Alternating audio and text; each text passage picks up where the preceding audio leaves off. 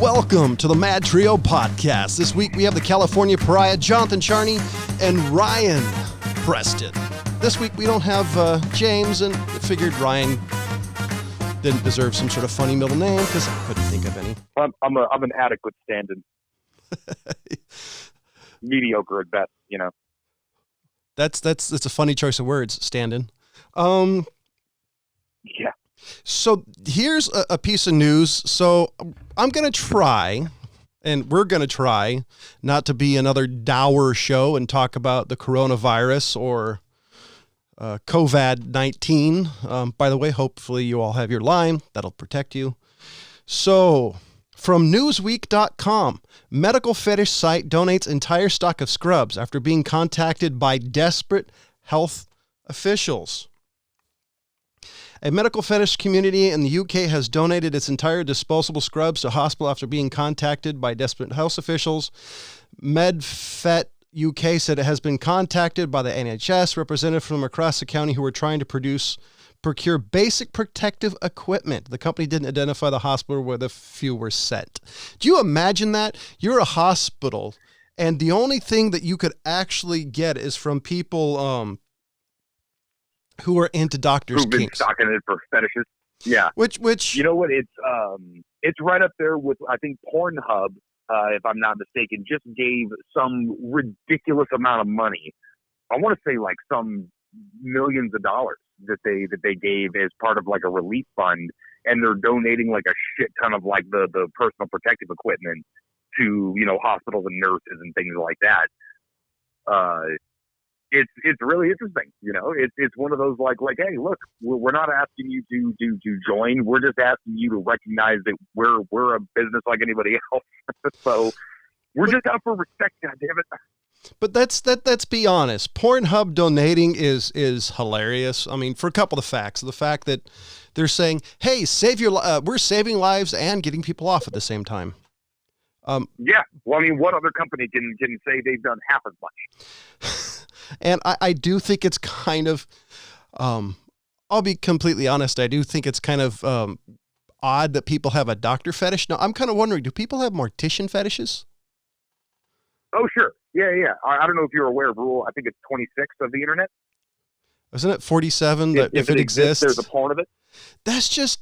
Yeah. And I think gross. Rule 27, or the one immediately following whatever rule that is if it doesn't exist, it will.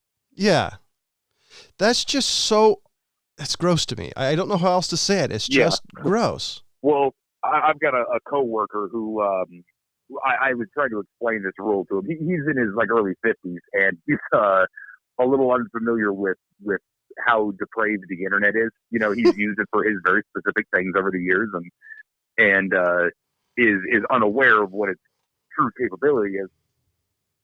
So in very much trying to explain to him, and just to see the look on his face mostly, the rule number 26, maybe once a week he'll come in and he'll just say random words like ice cream, and I'll be like, I don't know.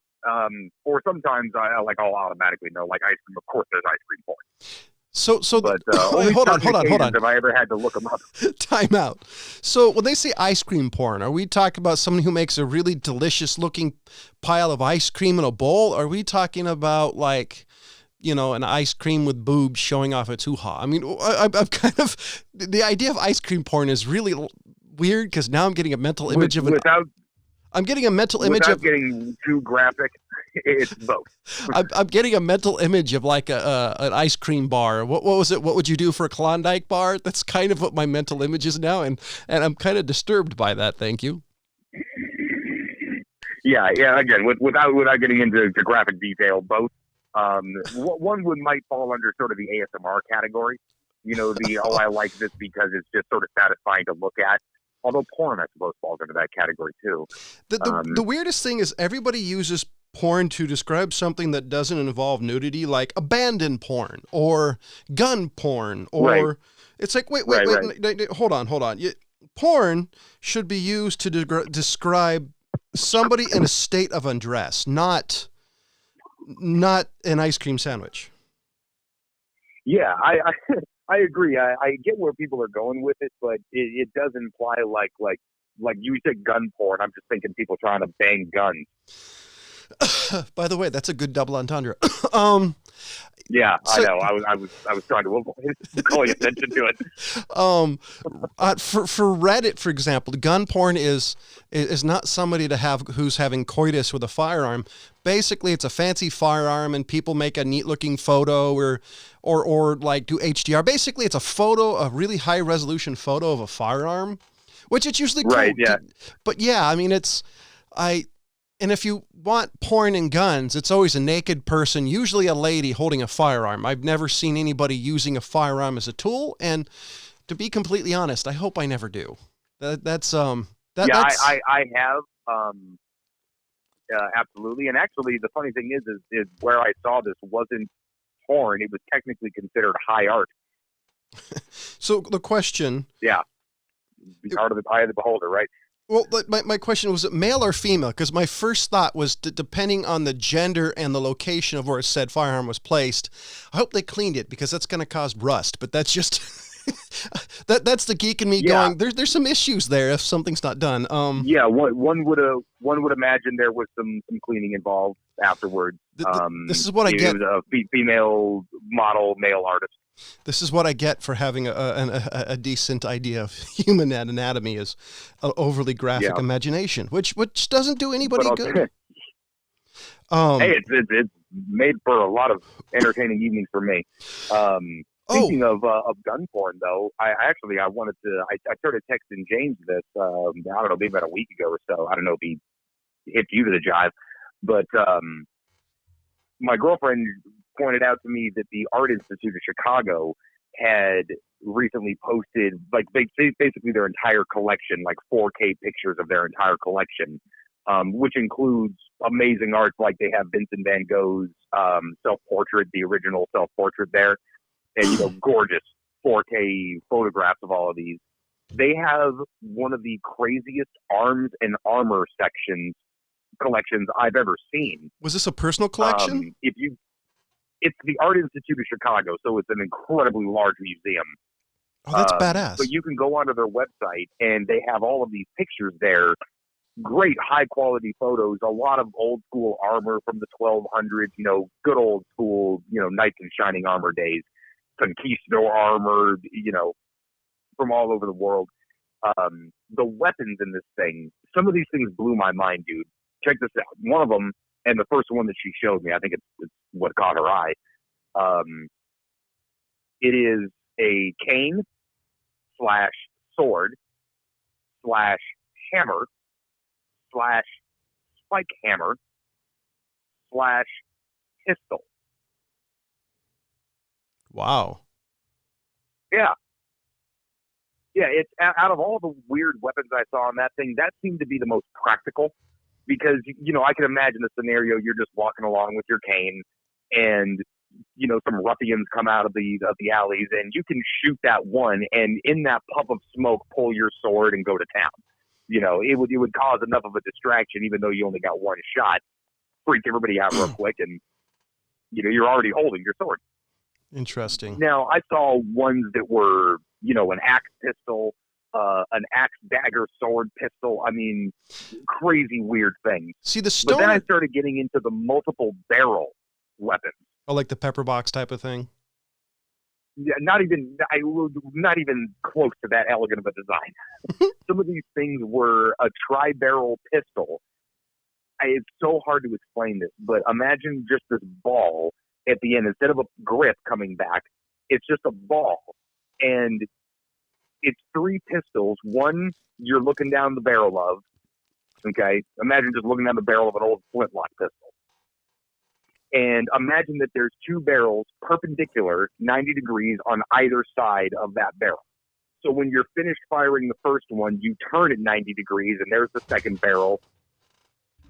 And then you turn it another, actually it's probably more like 100 degrees, 110 degrees. I bet more than likely it's in a triangle shape. I bet more than likely shooting it shot all barrels at the same time. No, it didn't. There's 3 different triggers. None of them with any kind of a comfortable grip. Like, you look at this thing and you're like, how the hell do you get your hand around this to pull those triggers? So it's so it's each barrel has its own trigger, not wow. Take 3 wheel lock pistols and weld them together at the base in a triangle. That's essentially how this thing was designed. That seems like a very uncomfortable firearm. It's incredibly impractical. The one that I did saw that amazed me was a tri-barrel flintlock musket that only the barrels and the flintlock portion, the frizzen pan and the I don't remember the actual mechanism name for it, but the actual flintlock mechanism, that and the barrel is the only thing that rotates. The hammer actually is connected to the trigger assembly and the buttstock. And then you fire, and then you turn the barrel, and then lock it again, and then fire, and repeat. Interesting. So, what would you guess that thing weighs if you had to guess? A 3-barrel flintlock musket, call it 4.5 feet high. 6.5 pounds. Wow. Are you fucking kidding me? Wait, was I right? You guessed that so on the nose. Oh, shit. That it's ridiculous. I saw 6.5 pounds and I thought it was a typo. I'm like, how the hell did you get that in 6.5 pounds? Whoa, so I was actually dead on because if I'm not mistaken, an M1 Grand is 11 pounds. Yeah, no, you were dead on. Damn, because I was just like pulling that out of my hat. Wow. Yeah. That explains like, whoa. But yeah, if anybody gets an opportunity or is on the internet later, go to the Art Institute of Chicago's website. Look at all of their stuff, but go to the Arms and Armory collection. Pages and pages of stuff like, why the hell did they make this? That's awesome. So I don't know if you've been, so we're going to talk a little bit about COVID, but instead of talking about how depressing and it is, I'm just going to call it the beer virus just because it makes me laugh. And hopefully if somebody's listening, I hope you're out there, that makes you laugh. So the coolest thing about the beer virus, if there is something, is we need ventilators. So what this was doing is all these different companies who don't make ventilators have been making them. Tesla's making them. Yeah. Ford is making them, and they're using parts from their cars. I don't know if any of you drive a newer vehicle. Some higher end cars have the ability to have heated and cooled seats. Yeah. So they're using that. There's another one. It was MIT. This is off of scitechdaily.com. MIT will post free plans online for an emergency ventilator that can be built for $100. And that's scitechdaily.com. Take a look. It's from, is there a date? March 28th. So basically they're talking about how you can manufacture one super easily and fairly cheaply to save lives. I think this is the one of the reasons I think Western civilization in particular is pretty badass is the fact that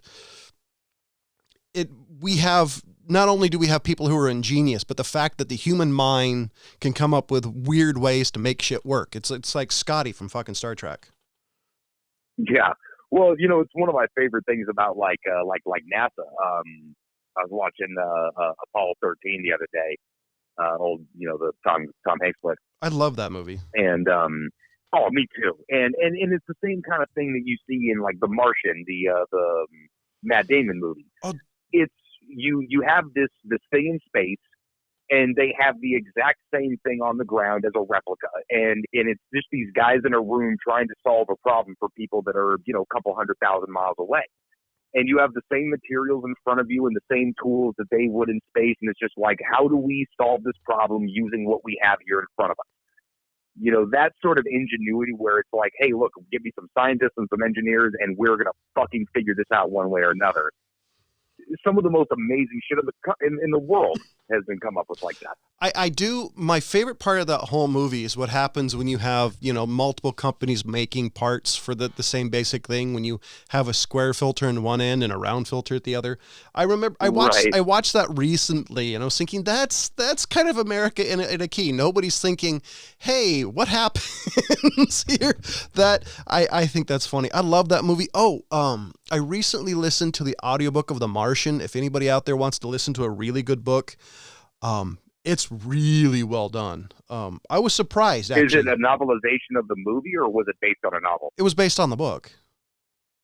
I'm the pretty movie itself was based on the book. I'm pretty sure. I could be wrong, but I'm almost positive it was actually based on a book. Okay. There's that one woman's book that I've been meaning to read. It's called Packing for Mars. I can't remember what her name is, but it's supposed to be fantastic. It's just this lady who basically laid out, like this, if you want to go to Mars, this is what it would take, like legitimately, like logistically speaking. Which seems very interesting to me. So The Martian is a 2001 science fiction novel written by Andy Weir, Weir. Oh, nice. Okay. That explains why the movie was so damn good. Yeah, I really loved it. I want to watch. I saw it in the theaters. I think we did it for RFR. I haven't seen it since, and I've been jonesing forever to watch it again. I'll tell you what, I bought it like a couple of years back. That movie is in such fucking heavy rotation for me. My girlfriend rolls her eyes every time she walks in and sees me watching it. Really? It's funny. Yeah, it's a truly fantastic movie. Ever since we stopped doing RFR, I've been kind of burned out on movies. I recently watched Who Shot Liberty Vance, and my internet's been so fucking slow I hadn't been able to watch the rest of it. Like, I'm towards the end of the movie. I caught the rest on YouTube, but I haven't actually been able to finish the whole thing.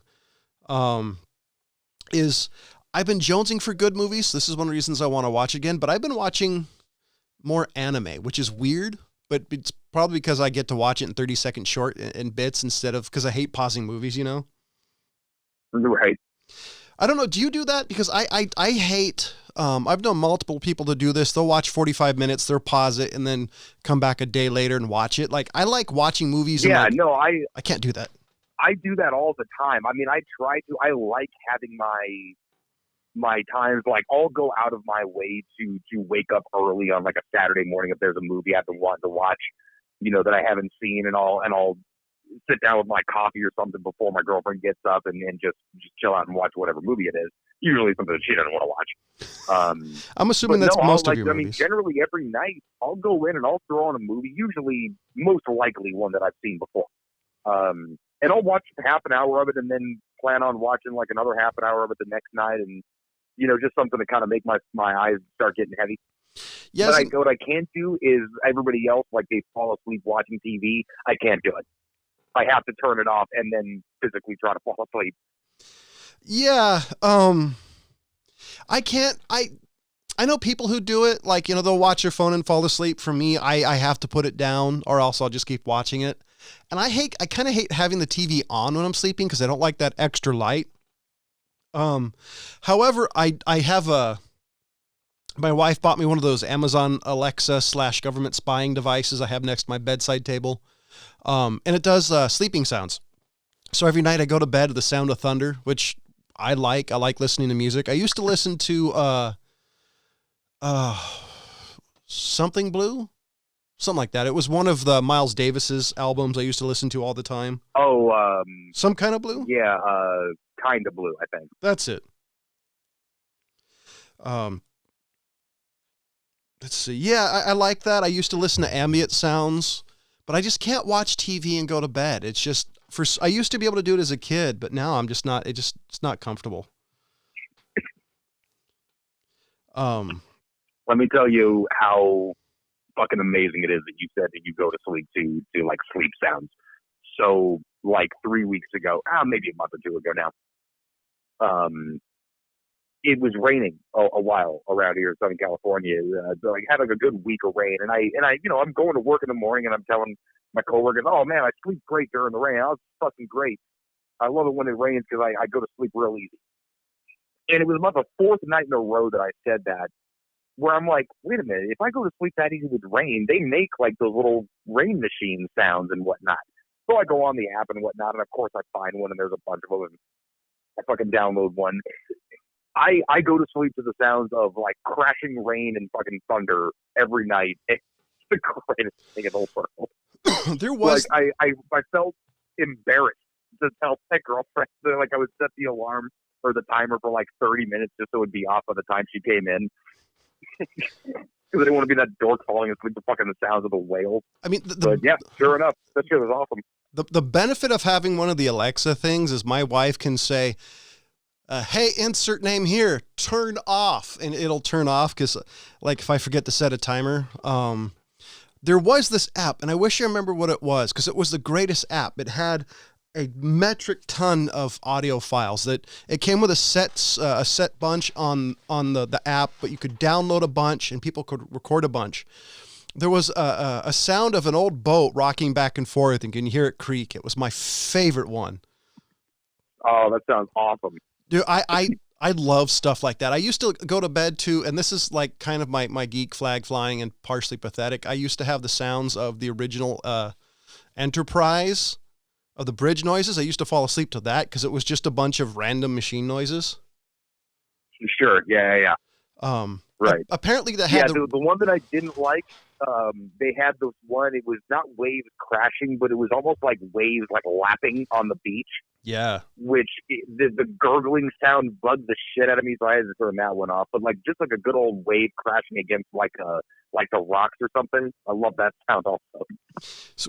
So one of my favorite ones, the app on my phone, I made one where I combine a tent and a fire, and it just makes me laugh because if you actually think about it, it's the fact you're in a tent and there's a fire in the tent. It wouldn't really be holding water. It wouldn't be keeping the water out. But it's such a relaxing.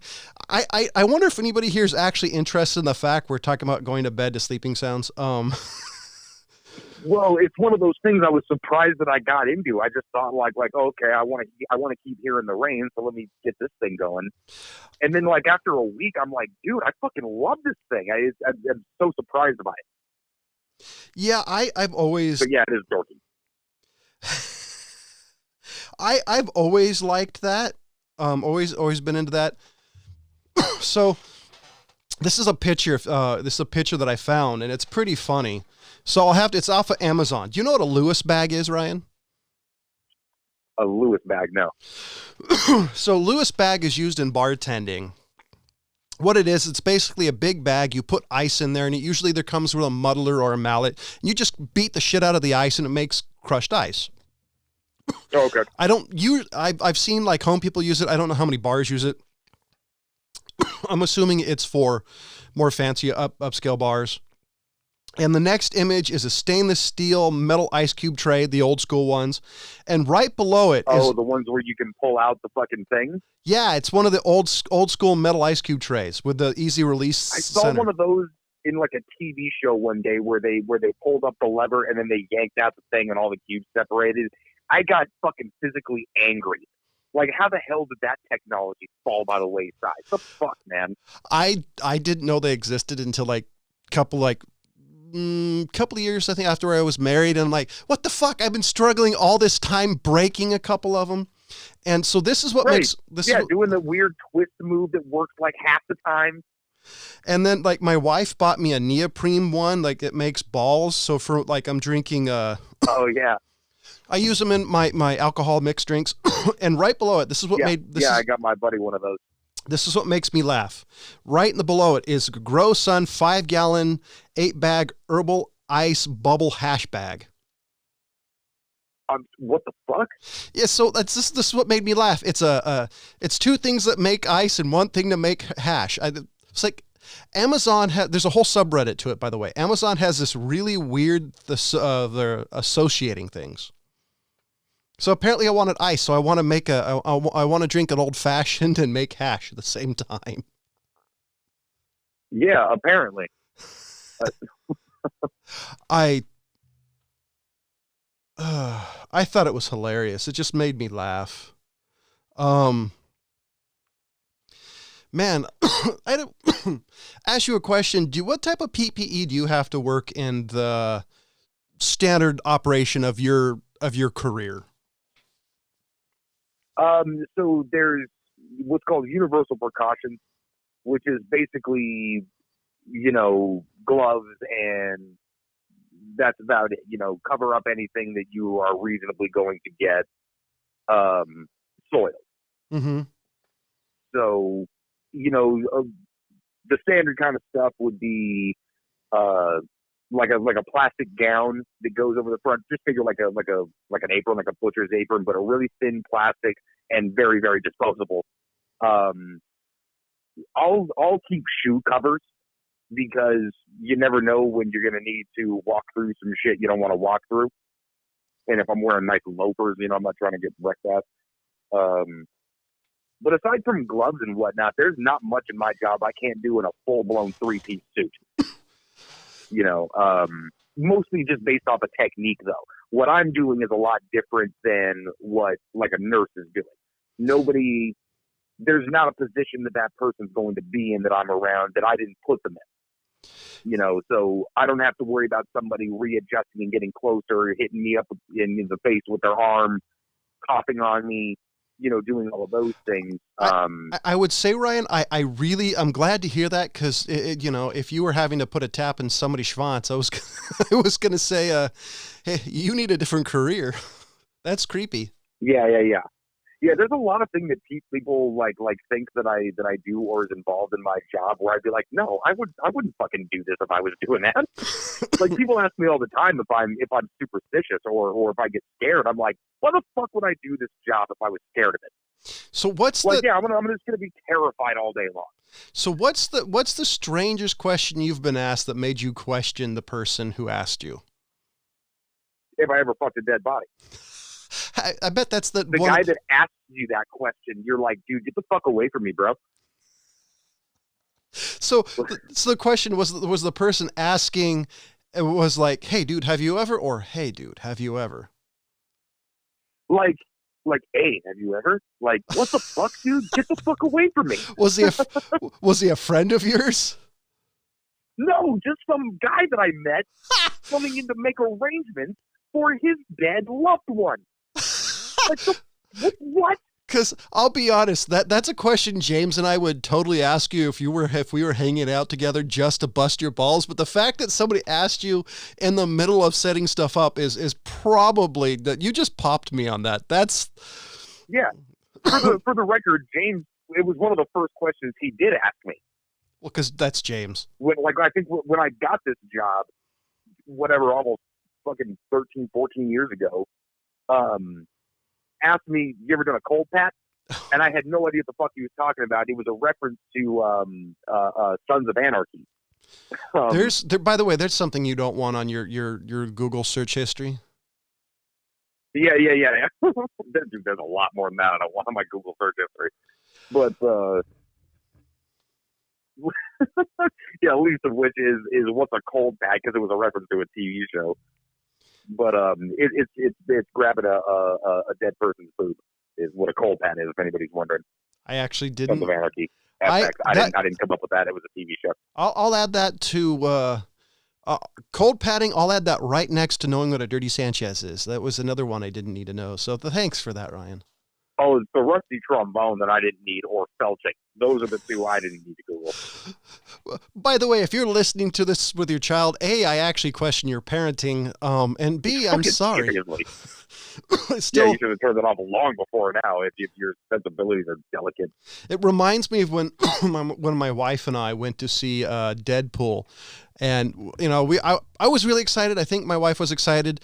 And all of a sudden I hear this high pitch, hey, Dad, what's this movie about type of thing? I don't remember exactly what he said. And I'm like, I talked to my wife. It's like, I turn around. It's like, it's a fucking kid. He can't be under 8. Yeah.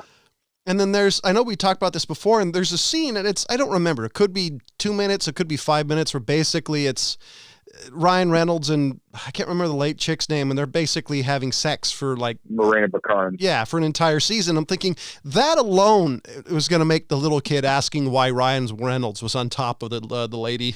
So I wanted to hear. Why the lady was behind Ryan Reynolds. Yeah. Geez, there's a whole lot more questions. Yeah. That's a can of worms. Hey, Dad, is she like Ace Ventura, the bad guy? Now, let me ask you this: like you, me, and James have always been pretty similar in the amount of movies that we watch and media that we've consumed over our lives. You had to have started watching, the classic of, kid that watched the rated R movies when he was young. What age did that start for you? Like what age? Let me ask you this: what age did your parents not give a shit anymore? See, violence was never really a big thing for my parents. The only thing they were questionable on was the nudity. I remember this vampire movie and this chick was getting it on, and I remember my parents hiding my eyes. But I remember so that probably was the move, right? They just reach over and cover your eyes when there's a part, like, and they were like, mom probably was pretty quick on the draw. But that was the move, right? And sometimes it really depend on the movie. Sometimes they would see it and they go, "We need to watch it first." I remember seeing like the movie Red Scorpion. I probably somewhere. Did they ever kick you out halfway through? Like they just like, oh nope, never mind, get out. I think my parents at that point would have just stopped the movie. They would have never kicked me out. I was probably watching PG-13 rated R, probably somewhere in '86. I was probably a little kid, depending. I'd say late '80s to mid '80s is when I was probably watching rated R movies. Right. Well, I mean, what age? Not. Hold on. Were you like? This is gonna sound ridiculous, but I got to get out a calculator. I'm really bad at. I'm fried. It's been a long freaking day. Hold on. Yeah, because I figure I was about maybe 10, 11 years old when my parents. There was a little bit of veiled, like, okay, we know he's watching it, but we're not going to say anything. But then, like, all of a sudden, we're watching movies together. I was probably 10, 11. And yeah, mom would just cover my eyes if there was nudity. Or sometimes they would have, thought a movie was something and then halfway through, like, okay, never mind. Matter of fact, the one I absolutely remember them doing that was From Dusk Till Dawn. Because I'm sure you remember there's one half of that movie that's one thing. I haven't seen that movie in a long time. I was probably anywhere between 6 and 8. I'd probably say 7. So 1988, probably 7 plus or minus. I was fairly young when I was watching movies like that. I remember certain points in certain movies where they kicked me out, and I had to go like sneak and watch it later or something. I don't remember my parents ever kicking me out. My parents would usually, if I remember correctly, knowing them, they'd probably just turn it off and say, and I'd be like, "Come on, let's watch." It's like, we're done. You need to watch this, or they would never kick me out. That wasn't really their modus operandi. My dad's. Oh yeah, my parents wanted to finish the movie. They didn't give a fuck. My dad's always been really big in the movies. One of the things I'm looking forward to taking my son when I feel he can sit still long enough in a theater is taking him to see movies. I don't know, just because the way movies are today, I don't know if he'll be seeing rated R movies the same age I did. Just because I think the violence is a little bit more in your face depending on the movie, versus even the 80s action movies, depending on which one, weren't really as bad as some are now today, just graphic wise. Well, yeah, like for example, what Die Hard is to John Wick. Oh yeah. Like there's some incredible differences there. And it's relatively kind of the same style of movie. You know what I mean? This guy, and he's killing people, and there's blood, and there's things, and there's curse words and adult content, as they say. Yeah, it's a far different movie than something like John Wick. Like you said, it's in your face. But there's a certain age where a certain rated R movie would be fine. So. All I was thinking is I can imagine the type of parent that I'd be fine with them bringing their kid to see Deadpool. But it is a type of parent that has a type of kid. Not every kid is going to be receptive to that. Not every parent is going to be equipped to handle that sort of conversation with their kid. So, I think, I'll be honest, I would say personally, to see that movie, you definitely have to be over 10 years old, because there's just too much content that I don't even think. I don't know. Now that I think about it, I think if you skip the sex scene and a few of the other things, it's really not that violent of a movie. It's more of like the scenes with his hands. It's the sex scene. Besides that, it's actually a fairly clean movie now that I think about it. The language is iffy. Which one are you talking about again? I'm sorry. Deadpool. Like, for example, I was thinking. Oh yeah. Yeah. No. Yeah. It is a very lighthearted, family kind of a fucking movie. You know what I mean? But that Tom Green movie goes out of its way to not be that. Yeah, that Tom Green movie has more iffy scenes in it than I think Deadpool does. Oh my God, that Tom Green movie is something you never tell your mom you saw. I saw Indiana Jones and the Last Crusade in the theater. So I definitely saw movies that were iffy and not iffy. That, however, that movie's pretty good. Now that I'm thinking about it, like, so you think, because there's nothing wrong with that movie. This is what I'm thinking. That's I'm thinking PG movie. Movies today, like you're saying with John Wick, show more blood and guts versus, even though they were shooting guns and people died, it was almost a throwback to the white hat and black hat cowboy movies. It was a lot of the time It was suggested more than done. Like Die Hard, he fell. Yeah. Nowadays, he probably would have had his head blown off and then his corpse would fall. You know, if they're making it today. Yeah. If anything, I just want my kid to idolize the gun handling skills, you know what I mean, and not think that he's going to walk out dual wielding 45s and fucking, blow everybody off their feet. You got to be realistic about these things. Yeah, I know a great way to solve that. Take the kid paintballing, depending on what age he is. That'll solve it. Or I would love my son to get into oh God, what are they? It's not paintball. Airsoft. Airsoft looks fun. It doesn't hurt as much as a paintball is from what little I've played. And yeah, no, they don't hurt bad. They can, but hey, whatever. It's an older version of Nerf, I think. I think it'd be cool. Yeah, exactly. I think it'd be cool if my son got into that. Let me tell you this. There's a great video. Fuck, man, remind me later, dude. I'll find this and text it to you. There's this Japanese kid who does airsoft, right? Like competitive airsoft. They have like all these courses. Same thing anybody can think of with paintball. You can do the hyper realistic version of with airsoft. Anybody who doesn't know, it's basically replica of real firearms that hold a lot more fucking BBs than would 9mm, but still load them in a magazine, and you charge the magazine itself usually with like propellant. So then you can have these extra magazines that you just dump, and then you load a new one, very similar to a real firearm. And the mechanics are the same. Still has the slide, still has the same safety action. Trigger pull's obviously a bit light, but whatever. Usually fucking 13-year-olds doing this shit.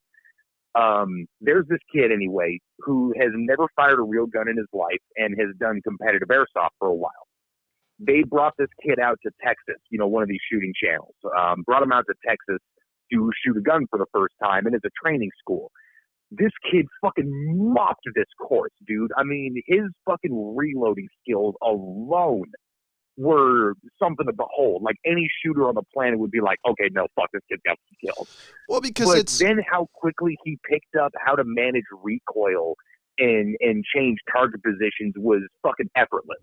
Well, because it was something amazing to watch this kid. Well, reasonably, as long as you're not getting the Kmart special, they're fairly realistic. I was doing something. No, yeah, I had a friend who had one of the Berettas. They have some weight to them, man. Like there's something to it. You don't have the weight when you load the magazine. That's the different part. It doesn't add all that extra butt heavy weight to it. I remember I went somewhere with James, and it might have been a Halloween thing. I don't remember. This kid had I think it was a Galil. It was an Israeli firearm, and he kept bragging about, yeah, this is just like the rate of the wheel one. This is just like the rear one, and it just real one. And he kept bragging about that, and I had to tell him, like, hey, so what's a shoot? Oh, it's airsoft. Yeah, I don't care if it weighs the same. It's not the same. It was one of those things that you had to hamper the kid down. I know he probably spent $2,000 on it, but it's just like, right. You need to lower your expectations of reality. But it was amazing. James's brother, when I had my first house, came to my door having an airsoft, and he was shooting at me, and I took one of his airsoft gun and kept hitting him on the finger. Every time I hit him, he was like, ow, ow, ow. And like 2.5 years later, I was still finding those red fucking pellets all over my house. Well, you know what? I mean, here's the thing is a lot of people talk shit about like dry fire.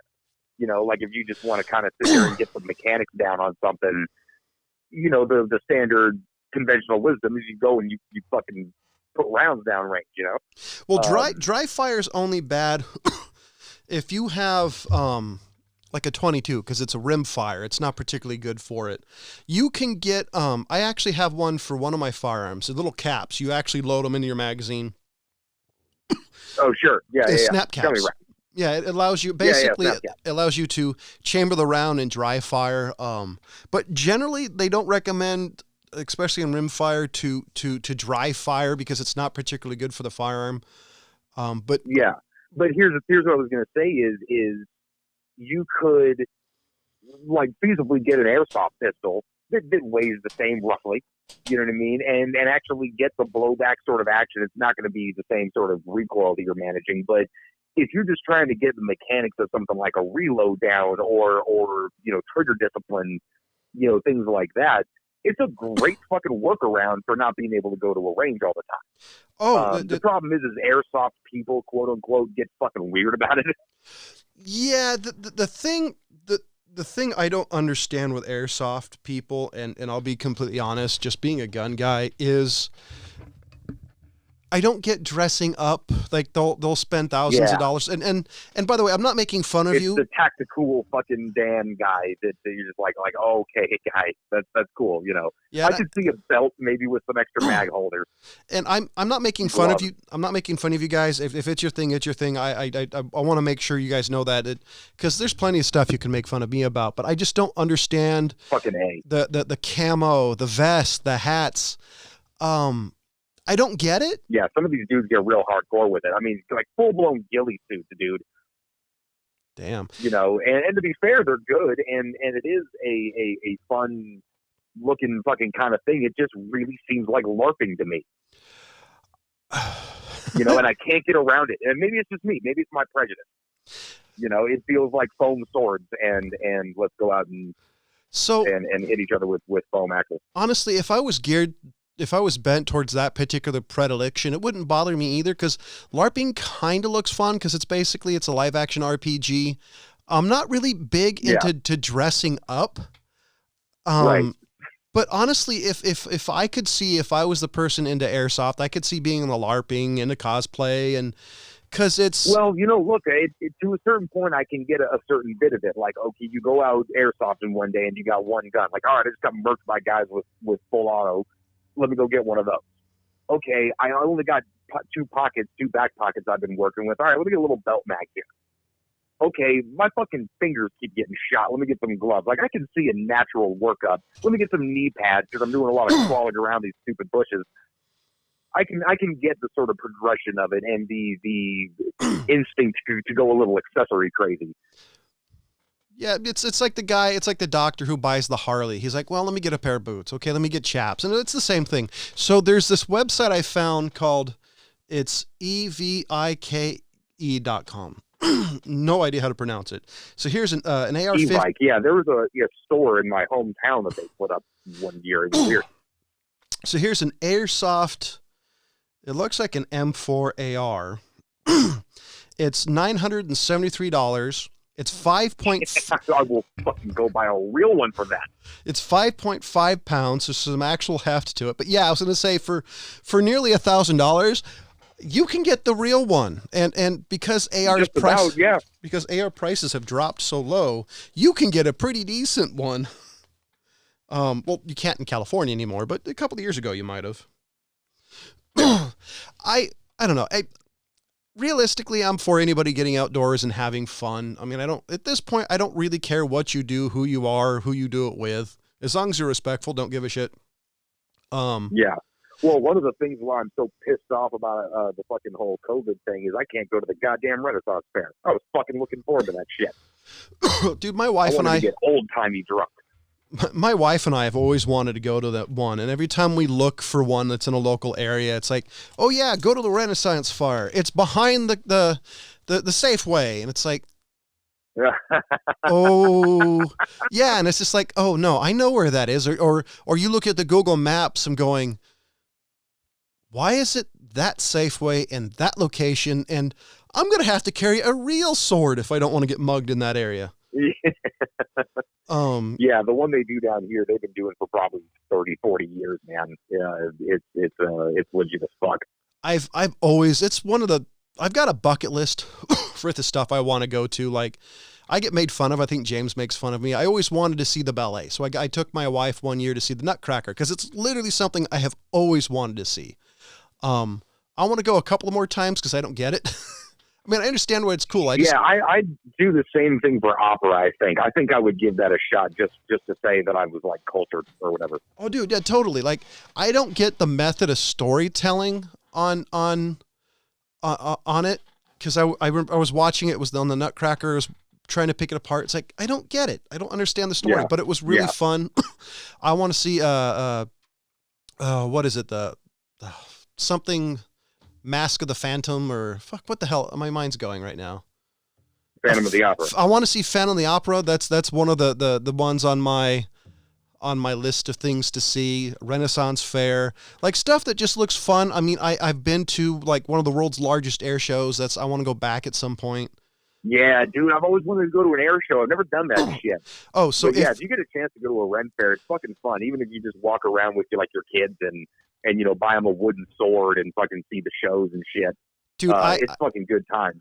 I don't. Even if you just like day drinking, it's great. Fuck, dude, it's just as a smartass. I want to go in a dress. That'd be awesome. In a corset. If you ever get a chance, and I don't know why you would ever be here because it's on the opposite end of the country, check out the Oshkosh Air Show. It is effing amazing. It was the time I went. What the fuck is that? It's in Oshkosh, Wisconsin. Ever heard of Oshkosh Bagosh, the clothing line? Yeah, it's in Oshkosh, Wisconsin. I think we were issued that shit when we were kids in the suburbs. So the Oshkosh Air Show, it's fucking amazing. I love air shows. I love old planes. If you've ever been to DC, check out the Air and Space Museum. It's the only one I've been to. I love fucking planes. Right in my hometown over here, San Gabriel. Actually, I think it's Rosemead technically, but anyway, there is a museum that I've passed for fucking 30 years. As long as I've lived here. And it is this little museum. It's the most overgrown, rust buckety fucking, museum ever. It's all outdoors, but it's all old school artillery. That's badass. Like they have like OG howitzers from, probably like the Korean War and whatnot, and old armored personnel carriers and tanks.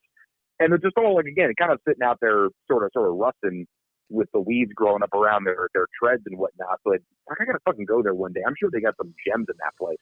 I wonder if they're all demilled. That would be a shame, but it's probably a requirement. Oh, guaranteed they are.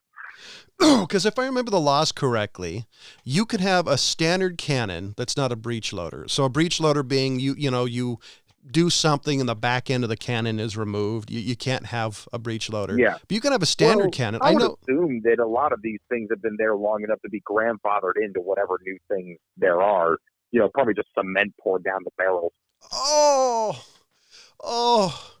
that hurts even more. I'd rather have it demilled because at least in demill you can fix the demill. You know what? There's you just broke my heart. Of, the guy that does Demolition Ranch. Yeah.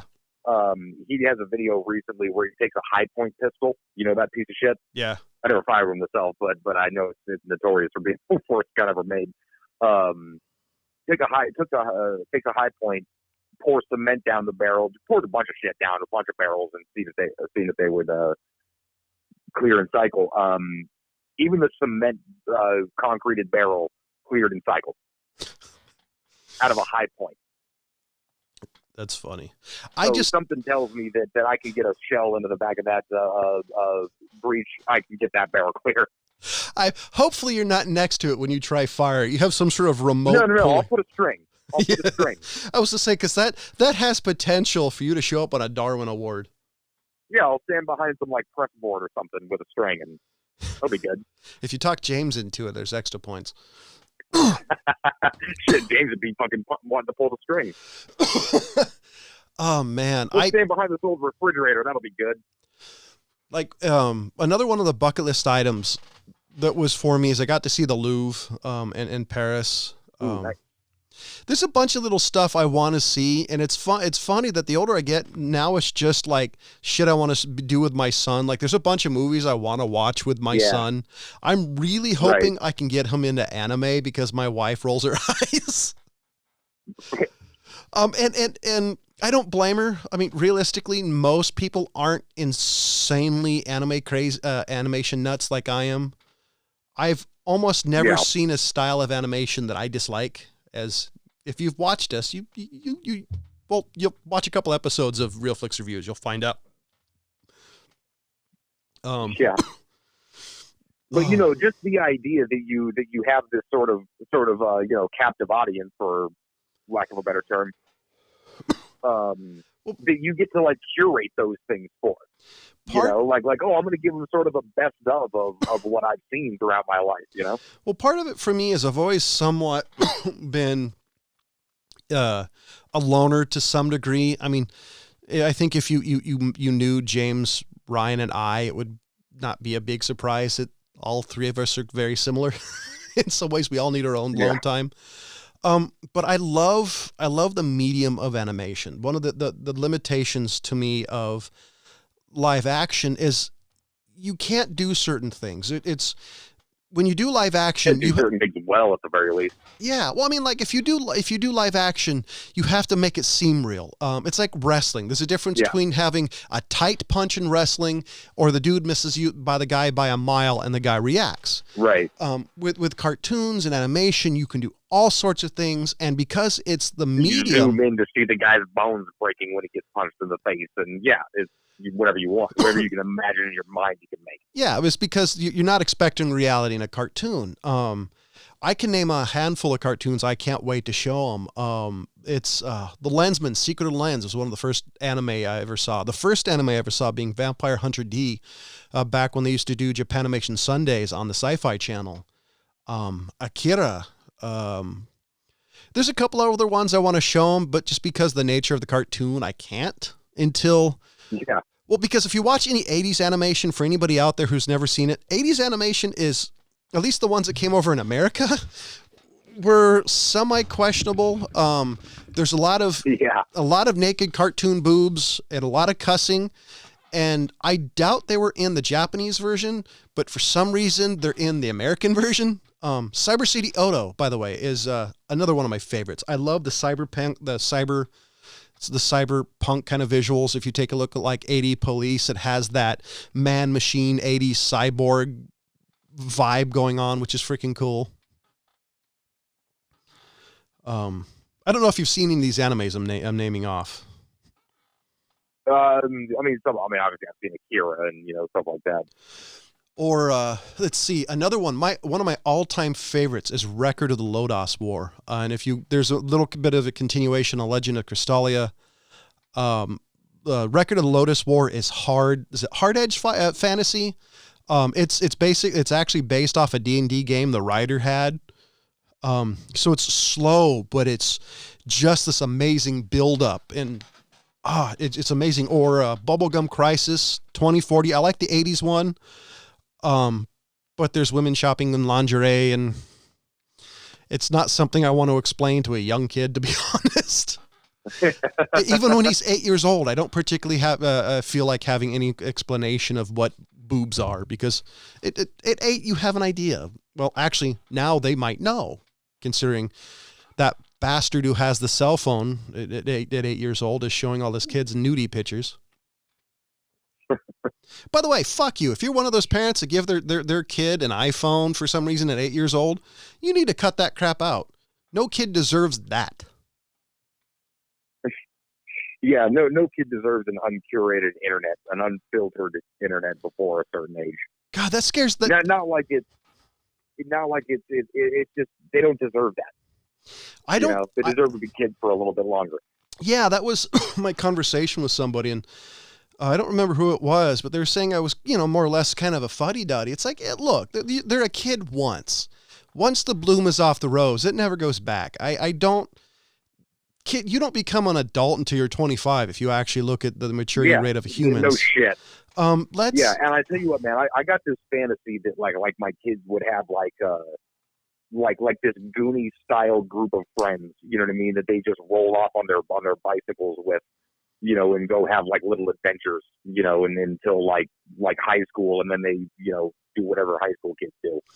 Dude, hell, that's still and then figure out fucking life, you know what I mean? But yeah, I'm sure it's going to be some future fucking version of kids that's going to bug the crap out of me. Oh, dude, I still, as an adult, wish I had those, band of brothers type of thing. It gets worse being an adult with everybody working and, nobody calling. Even people I'm close to, I never fucking talk to at this point in time.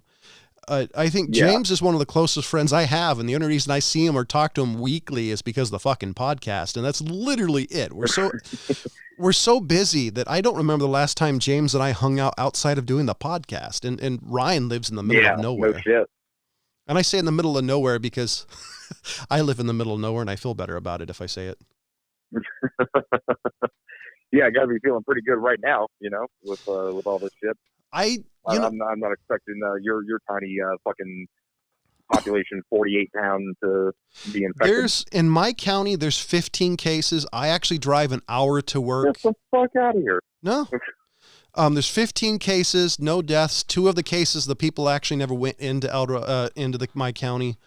I do, however, work an hour from my house, and there's been like 6 deaths in that area. So I'm a little worried about getting it because, not to be dour, I don't particularly want to die from this, but if it's just me, I at least can live to some degree knowing that it was just me versus if I murk my wife, I'm going to be pissed. Yeah.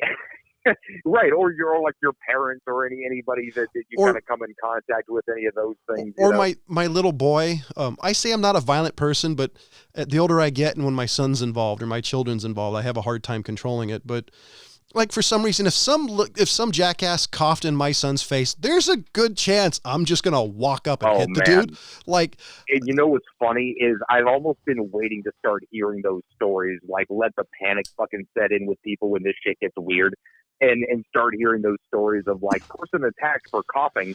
Here's the thing though, is instead of hearing those stories, about 40 minutes before you called, I'm seeing stories of people being arrested for purposely going into stores and coughing on the produce.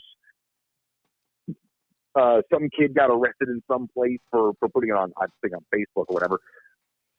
What a fucking douchebag. Where he licked all the fucking deodorants, like the ones displayed there in the grocery store, just ran his tongue across like 30 fucking deodorants. Am I the only person that hopes he gets some sort of disease that's not, that like somehow he gets a hepatitis or I'm gonorrhea? Thinking that's attempted murder, and I want this dude 25 to life. I saw somewhere, and I think it was the U.S., officials were considering charging people with terrorism that did stuff like that. And I'm 100%. Yeah, man. Send them to Gitmo. Right next. That's seriously. You deserve to be fucking waterboarded if you fucking think that shit's fucking funny. And this was on the last week. It's a couple of weeks ago. The last podcast we did, Ryan, James and I were talking about this. And one of the things I brought up is I'm hoping that this kind of unites the country. The example I gave is right after 9/11, you had people, of different parties sitting together, banging on drums, smoking weed and singing Kumbaya. And right. Nowadays, for some reason, because of Trump, Trump derangement syndrome, that dude has an amazing ability to piss everybody off. Yeah. It's fucking sycophantic and psychopathic. And I'm hoping that this brings the world a little bit together. I'll tell you what, I've seen more of the other side, more of the, and I'm not going to be one of those people that says like, oh, despite Trump, we've all come together and whatnot. I look at him almost as a non-issue, like as a zero-sum game. Like it's just, he's going to do stuff and he's going to do other stuff, but it's everybody else is sort of acting as if he's not around, Which I'm cool with, which is fine. Which should happen, by the way. Yeah, I'm fine with it. Sorry, what were you saying? But that's the thing is I've seen everybody kind of come together and sort of, rally a little bit. And as slow as it was, like in my own neighborhood, the people who were just like, man, I don't give a fuck, this shit ain't real. It has slowly come around to all of a sudden that all of like the places that I have to stop throughout the day or whatever, there's tape on the ground at like the gas stations, 6 feet. Of people staying away from each other, and they're trying to mitigate it as much as possible. All the companies, like we were talking about earlier, Pornhub and these fetish fucking groups saying, no, we got this stuff. We're here to help. I think it is coming together in that same sort of post 9/11 kind of way. I really hope that after this is over, and realistically, nobody knows what the United States or the world's going to look like. I mean, we could be in the Second Great Depression, or we could be after World War II. But I'm hoping because this world this could downgrade the first Great Depression, and we call this now the first Great Depression, and we call that one the bitch-ass Great Depression. It'll be the Great Depression Redux. Yeah. Like, oh, no, we were wrong. Our scale was wrong when we called that the Great Depression. This is the Great Depression. That was the mediocre depression. It'll be like Apocalypse Now Redux, where it has 45 minutes of extra footage nobody can get through.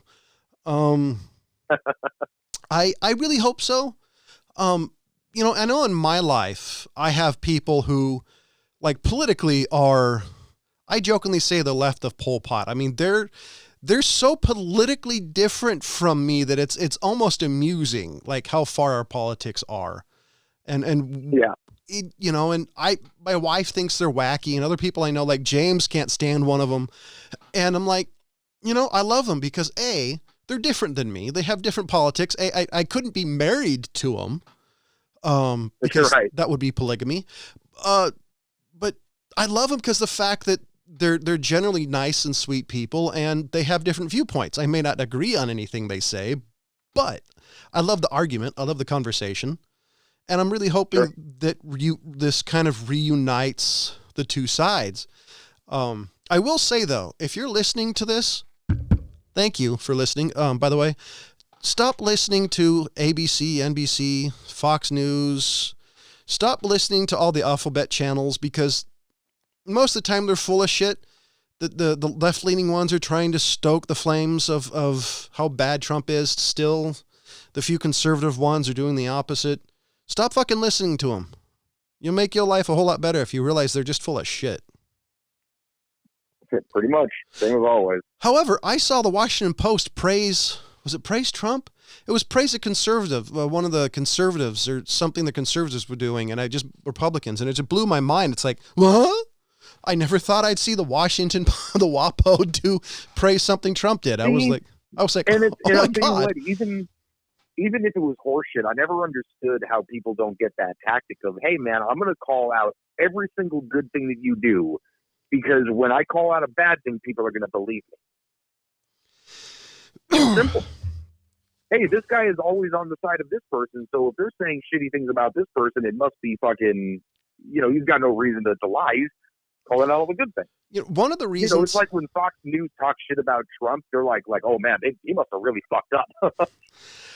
I so hate the way news has to be. I mean, maybe it was always the same way with Walter Cronkite. But I hate the fact, if you really want to know the news story, you got to be like my cousin. You got to watch Fox News, CNN, Al Jazeera, BBC News, and you got to read 6 other articles, half of them in another language, to find out what the true thing is. And it's like, I don't have time. I barely have time to hang out with my son, who I love. I don't care about the fucking news. Right. Let's see, who should I do? Should hang out with my wife and talk about my day, or read the most depressing fucking thing ever? Let's see, hey honey, it's fucking crazy. The shit nowadays is nuts, and it's gotten worse since the beer virus is everybody, you're either singing Kumbaya or hyperbolic. You know what, but it's gotten everybody to forget about politics for 10 fucking minutes, which, hey, cool. I am so looking forward to, like, politics not being an issue anymore, if that ever happens, because it's amazing. When I was a kid, I know, right? When I was a kid to a teenager to when I got out of college, I don't remember anybody ever saying, hey, are you Republican, Democrat? Which has come up in conversations in the last 5 about, before anything, they're asking your political spectrum, or if for some reason a conversation comes up with politics, and like, I'm not a big Trump fan, but I make fun of everybody, so I'll say, hey, I don't, the tangerine tornado did this, and they get like offended, like you stabbed their mother. It's ridiculous. The amount of praise Trump or Barack Obama got, or Biden. Some people just want to wave a flag, man. You know what? If you're going to wave a flag, choose a different fucking flag. I mean, instead of politics, how about LGBT? I know that they need tremendous help. Now, whether you agree with what the fuck they're doing, that community needs help. How about wave that flag? Hell, I just read something that the transgendered has the transgender community has an incredibly high unemployment rate versus the standard society, or gun rights or animal rights. There's something other than motherfucking politics, please. Because if you want to know the truth, the politicians don't believe the shit you're actually spouting. They may said it, but they don't believe it. Yeah. Get a hobby. Fuck Do anything. your time. Make pictures of cartoon porn. It's got to be more productive than waving the flag of a politician. That would be a much better contribute to society. Fuck, dude, it's just nuts. Like how bad it got. Like this stupid, and we're actually way over time, but this thing with trying to impeach Trump was just ridiculous, and it was. And the only reason I say it was ridiculous, did Trump do iffy shit? Of course, all politicians do iffy shit. But let me tell you guys something. If I really hope, and this is my opinion, I want all politicians, all presidents from now on to be watched as much as Trump does. I want to know. I tell you what, I want the police body cam version like in Congress. Oh, fuck yeah. You know, that'd be great. Let's get body cam for politicians. Here's my idea. I want to know how many squares of toilet paper the politicians, if it comes out of the pocket of the people, I want to know how many squares of toilet paper, how many soaps they use. If there's a little machine selling tampons in the Congress, the Congressional Women's Room, I want to know how many tampons are being sold. I want everything. I want their lives to be so fucking annoying with how much information is generated about their personal lives that they realize they're answerable to somebody. Yeah, right. Yeah. And well, that's the whole idea of American politics, you know. But it's become popularity contests and other things and distractions and all of that, which we definitely don't have time to go into. Yeah, as a person who's never been particularly popular, I don't particularly understand politics that way. Like the whole Trump being so popular, it's like, am I the only person who's conservative who can see the bad side of this guy? It's the only people that are fucking like voting is the diehard weird ones that play this shit like sports. You know, like the rest of us can't be bothered. You know, and actually then we got shocked that news turned into entertainment. You know, when we couldn't be bothered to watch the Walter Cronkite of the fucking world of just giving real news, so it turned into 98% op-eds. Nobody watches the 7 o'clock news. They watch Don Lemon, or Tucker Carlson. They don't know what the fuck real news looks like anymore. I like some of the stuff Tucker Carlson does. But we're to blame. We're to blame for needing to be fucking entertained all the goddamn time. I realized the news was fucked when people were watching The Daily Show for real news. And I'm like, I know quite a number of people. Look, hey, I've got no problem with those. Here's the reason. If that gives you the kernel to want to look into, hey, I wonder if that's really a thing going on. That thing that he just made a joke about. Oh, is that really a thing that's happening? And look into it a little bit more. If that gives you some sort of a starting off point, cool. A lot of people don't have time to look into every little bit, and so it's, this curated version, but obviously for comedy. But there is that subset of people that's like, everything that he says is true, even the jokes, and they spout it off as if it's not a joke, and it's great. Anyway, so I'm rambling. I'm sorry. No, because we got to go. But before we go, I want to say something that I've noticed is, anybody else seem like the COVID Corona beer virus thing kind of seems like a movie? Because it reminds me a lot of the plot of 12 Monkeys. If anybody sees Bruce Willis die in an airport, I Am Legend. I kind of like the 12 Monkeys thing, minus the whole post-apocalyptic nightmare thing after the fact. Right. Yeah. I actually changed my Facebook logo to the picture, actually the 12 Monkeys logo. Yeah. Well, last week I figured is when it was supposed to cut to 3 years later, and then the whole city's empty. Nobody's left their house. Yeah. Well, no, just like there's nobody left alive. Like everyone's dead. This thing mutated, and there's one guy still trying to solve the virus. Now that's a way to end a podcast, ladies and gentlemen. We're going to leave you on a dour note. Make sure you check out the Art Institute of Chicago. Ryan was saying, for those high res amazing images. All I can recommend y'all is be safe. This totally sucks. Wash your fucking hands and stay the fuck away from me. Yeah, but yeah, stay 6 feet away from people. Wash your hands constantly. Cough in your elbow, and if you cough into somebody's face, expect to wake up with a machine beeping right next to you, because that's what's going to happen. You're going to wake up in the hospital next to a COVID patient. So, ladies and gentlemen, for the and those who cough on produce shall be hanged by the neck until death. I'm okay with that. I am totally okay. You know what? Let's just do it old school. To quote the bad guy from the bad guy from Robin Hood in the 90s, use a spoon.